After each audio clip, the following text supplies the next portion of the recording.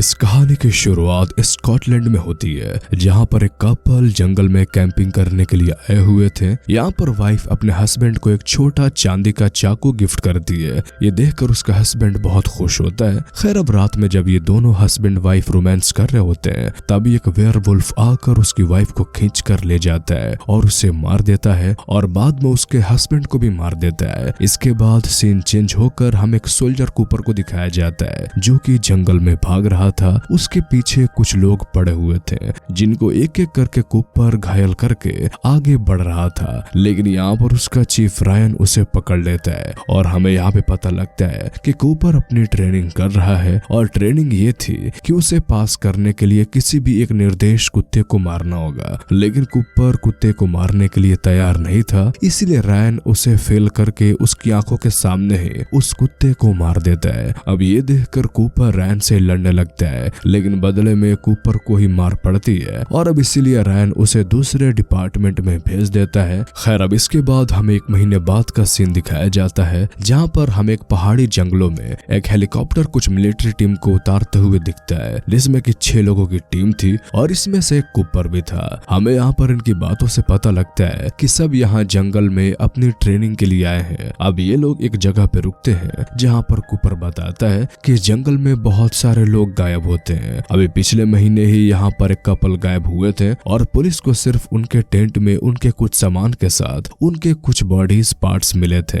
और जो भी आज तक इस जंगल में गायब हुए हैं, उनका कभी भी कोई पता नहीं लग सका है। और पुलिस का मानना है कि जंगल में कोई सीरियल किलर रहता है जो कि ऐसा करता है। कूपर मूवी की शुरुआत वाले कपल की बात कर रहा होता है। खैर, अब ये लोग आगे बढ़ते हैं और रैन इन पर नजर रखे हुए था। अब ये लोग रात में आग जलाकर बातें कर रहे थे कि उन्हें अपने लाइफ में किस चीज को खोने का डर है और तभी इनके बीच में एक जानवर आकर गिर पड़ता है, जिससे ये सभी लोग बहुत ज्यादा डर जाते हैं। टोनी सर्जेंट से मदद बुलाने के लिए बेस में कॉल करने के लिए कहता है, लेकिन सर्जन ऐसा करने से मना कर देता है। वो उस जानवर को चेक करते हैं तो उस पर किसी के पंजों के निशान थे। वही दूसरी तरफ रैन रात में नाइट विजन लेकर जंगल में किसी को ढूंढ रहा था, लेकिन तभी कोई वेयरवुल्फ आकर उस पर अटैक कर देता है। खैर, अब सुबह में कूपर की टीम आगे बढ़ती है। अब रास्ते में इन्हें उसी जानवर के बॉडी पार्ट्स में मिलते हैं। इससे पहले ये कुछ समझ पाते हैं, इन्हें आसमान में एक फ्लेयर दिखाई देती है। ये लोग उसी तरफ बढ़ने लगते हैं। स्पेशल फोर्स के बेस पे पहुंचते हुए ये लोग देखते हैं कि यहाँ कई जगह पर इंसानों की बॉडी के चिथड़े उड़े हुए हैं।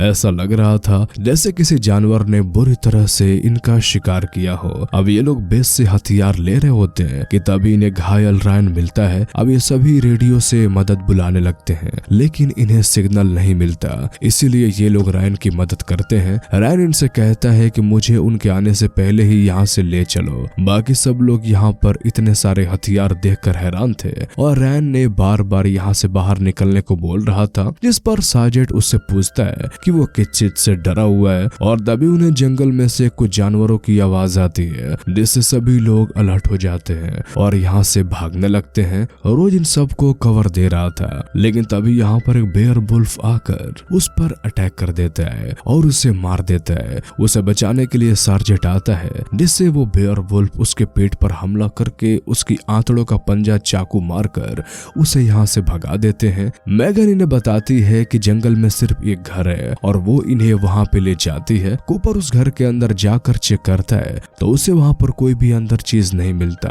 अंदर आग जल रही थी, वहाँ खाना बन रहा था और एक अंदर कुत्ता भी था। खैर, अब ये सभी लोग अंदर आ जाते हैं और सर्जेंट की हालत काफी ज्यादा खराब हो गई थी, उसे जल्द ही अस्पताल ले जाना पड़ेगा। मैगन इन्हें बताती है कि 4 मील की दूरी पर यहाँ का सबसे नजदीकी शहर है और वही रिस्क लेने के लिए तैयार है। अब ये लोग कार की तरफ बढ़ते हैं, लेकिन ये देखते हैं कि वो वेयरवुल्फ कार का इंजन ही उखाड़ कर ले गए थे। ये देखकर कूपर कार को ही उड़ा देता है और बाहर से वेयरवुल्फ भी उन पर नजर रखे हुए थे। अब ये लोग घर को पूरी तरह से सील्ड कर देते हैं और वो डॉग सार्जेंट की आंतों को खींचने लगता है। अब ये देखकर मेगन और कूपर सार्जेंट को ऊपर रूम में ले जाते हैं। मेगन एक जूलॉजिस्ट होती है जो कि यहाँ पर एक प्रोजेक्ट के चलते आई थी। खैर, बाकी सब लोगों को इस घर में कुछ हथियार मिलते हैं, लेकिन सभी के पास गोलियों की कमी थी। अब यहाँ पर मेगन इन सभी को वेयरवुल्फ के बारे में बताती है। वो कहती है वेयरवुल्फ पर रिसर्च करना ही मेरा प्रोजेक्ट था, जिसमें मुझे पता लगा था कि पूर्णिमा की रात को वह सब सभी बेयर वुल्फ बनकर एक साथ ग्रुप में शिकार करते हैं। और वैसे तो उन्हें मारना काफी मुश्किल है, लेकिन फिर भी उन्हें चांदी से मारा जा सकता है। लेकिन मेगन कहती है कि मुझे इस बात पर पूरा यकीन नहीं है, क्योंकि मुझे यहाँ पर आज तक कोई भी बेयर वुल्फ मरा हुआ नहीं मिला।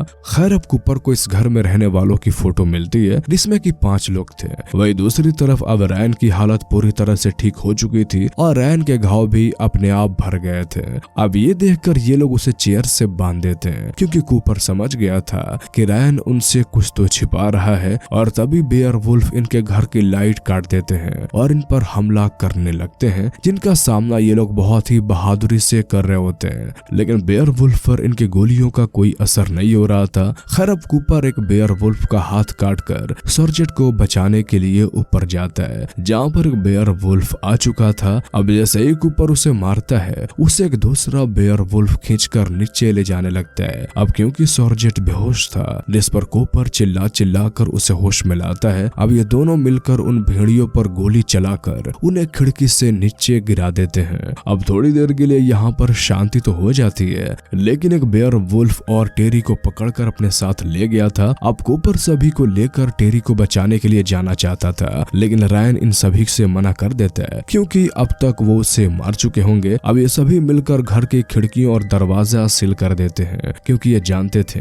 कि इन पर फिर से हमला होगा। इसी बीच हमें यहाँ पे पता लगता है कि मेगन रैन को पहले से ही जानती है, क्योंकि जब रैन पहले इस जंगल में आया था तो उसी ने उसे गाइड किया था। खैर, अब मेगन कूपर को बताती है कि गैराज में एक कार है जिससे ये लोग यहाँ से निकल सकते हैं। अब क्योंकि इन्हें यहाँ से निकलने की एक उम्मीद मिली थी, इसलिए ये लोग प्लान बनाते हैं और कूपर घर से बाहर जाकर सभी बेयर वुल्फ का ध्यान भटकाएगा और जोई कार को घर तक लाएगा। खैर, अब स्पून रस्सी के सहारे घर से बाहर निकलकर उन सभी बेयर वुल्फ का ध्यान अपनी तरफ अट्रैक्ट कराता है। वही दूसरी तरफ जोई दौड़कर गैरेज में पहुंचता है। अब स्पून भी घर में आ जाता है और उसके पीछे वो बेयर वुल्फ को मेगन कैमरे की फ्लैश से डराकर यहाँ से भगा देती है। अब गैरेज में जोई कार को बाहर निकालते हुए वहाँ पर एक भेड़िए को देखता है जो कि टेडी की बॉडी को खा रहा था। अब जोई फुल स्पीड में कार को भगाकर घर के पास ले आता है, लेकिन उस कार में एक भेड़िया भी छिपा बैठा था जो कि उसे मार देता है। अब इससे पहले ये सभी लोग उस कार तक पहुंचते कि वह भेड़िया इन पे हमला कर देता है, इसीलिए मेगन उस भेड़िया पर फायरिंग करके सभी को अंदर ले जाती है। घर में आकर कूपर बहुत गुस्से में था, क्योंकि एक एक करके उसने अपने सभी साथियों को खो दिया। वो रैन से पूछता है कि आखिर वो सब यहाँ पर क्यों आए थे, जिस पर रैन कहता है कि मुझे यहाँ पर मेरी टीम के साथ सरकार ने भेड़ियों को पकड़ने के लिए भेजा था, जिसका इस्तेमाल वो मिलिट्री में करते हैं। लेकिन उन्हें नहीं पता था कि यहाँ पे एक से ज्यादा भेड़िया हैं, लेकिन वो खुद इनका शिकार बन गए।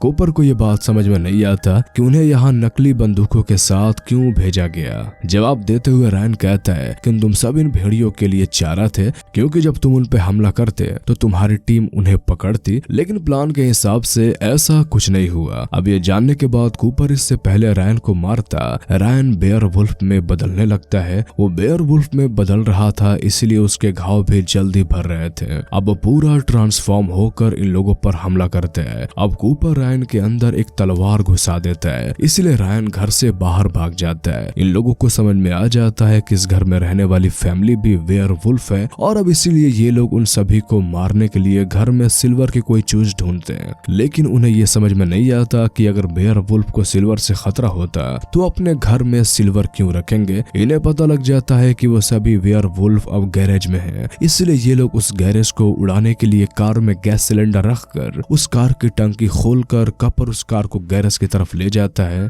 और इधर सर्जेंट कार की टंकी से निकल रहे फ्यूल पर आग लगाकर कार सहित पूरे गैरेज को उड़ा देता है। सर्जेंट भी पूरी तरह से ठीक हो चुका था, यानी कि अब वो भी बेयर वुल्फ में बदलने वाला था। अब इन लोगों को लगता है कि इन्होंने सभी बेयर वुल्फ को उड़ा दिया, लेकिन इन्होंने अपने निकलने वाली यहाँ से आखिरी उम्मीद को भी उड़ा दिया था, क्योंकि उस गैरेज में कोई भी बेयर वुल्फ नहीं था। और अब इन्हें यहाँ पर पता लगता है कि इन सभी को मेगन ने बुरी तरह से बेवकूफ बना दिया है। वो बताती है कि मैं भी इस घर की फैमिली का हिस्सा हूँ, और इस घर की फैमिली फोटो में मैं इसलिए नहीं हूँ क्योंकि उस फोटो को मैंने ही क्लिक किया था। अब मेगन भी बेयर वुल्फ में बदलने लगती है और अब अपने सभी फैमिली के बेयर वुल्फ को अंदर बुला लेती है। अब दरअसल इस कहानी का प्लॉट ये था कि शुरुआत में मेगन अपनी कार से जंगल में इनकी गोलियों की आवाज सुनकर इनके पास इसलिए आई थी ताकि वो इन सभी को यहाँ से बाहर निकाल सके, क्योंकि उसे जान लेना पसंद नहीं था। उसे ये उम्मीद थी कि ये सोल्जर उसके परिवार को मारकर उसे अपने साथ ले जाएंगे। लेकिन जब इन सभी सोल्जर्स की गोलियां खत्म हो गई तो उसे लगने लगा कि वो अपने परिवार के साथ धोखा करने की वजह से उसकी भी जान जाएगी। इसलिए उसने उनकी कार उड़ा दी अपने परिवार का भरोसा जीतने के लिए, और अपने परिवार के साथ मिलकर उन्हें मारने के लिए उनका साथ देने गई। अब ये दोनों टीमें एक दूसरे के सामने थी और एक दूसरे पर हमला कर रहे थे। जो नीचे भेड़ियों से लड़ता है और इसी बीच उसकी गोलियां खत्म हो जाती है, इसलिए वो हाथों से उनसे लड़ने लगता है। उधर सार्जेंट और कूपर छत पर बाकी भेड़ियों से छिपे रहते हैं। स्पून एक भेड़ियों को चाकू मारकर उसकी जान ले लेता है, लेकिन दूसरा भेड़िया उसे आकर मार देता है और ऊपर बढ़ता है। अब इसके बाद सार्जेंट और कूपर छत तोड़कर नीचे आ जाते हैं। सार्जेंट कूपर को मेगन के कैमरे की रील देकर उसे और उसके साथियों के साथ क्या हुआ ये पूरी दुनिया को बताने के लिए कहता है। अब सार्जेंट किचन का गैस पाइप काट देता है, क्योंकि उसे भी पता था कि अब वो बेयर वुल्फ में बदलने वाला है। वही कूपर को बेसमेंट में उन सभी लोगों की डेड बॉडी मिलती है जिन्हें बेयर वुल्फ ने मारा था, और यही वजह थी कि पुलिस वालों को आज तक यहाँ की एक भी डेड बॉडी नहीं मिली थी।